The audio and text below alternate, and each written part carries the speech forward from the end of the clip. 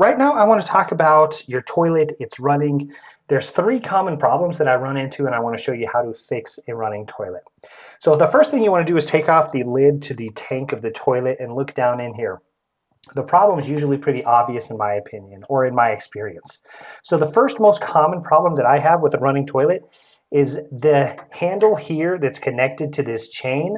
A lot of times these chains are links and they just get kinked up and wrapped around each other. So just check that chain first of all to see if there's any kinks in it.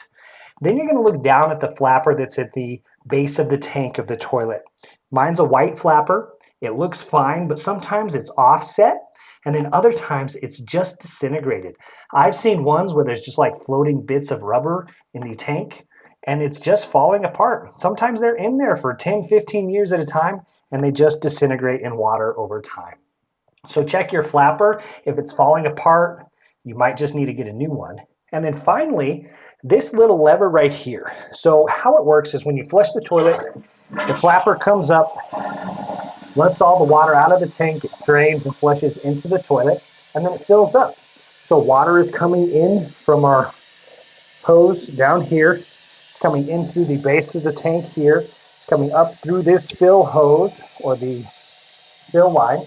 It's going in through this hose, which is going down into this piece, and it's filling up the toilet. And as it does so, this floater right here, this black piece right here, is floating up. And once it reaches its fill position, this lever kicks up and it turns off. So if you just push this lever down, the water runs and it continues to fill up, right? You see it's overflowing and going down into the tank, or into that overflow tube right there. So you can also check this piece right here. So this piece is connected to this little rod here, and this rod actually has like a screw threaded tip to it. And depending on the size of the tank, you actually can screw this down to tighten it to change the position or the height of that floater.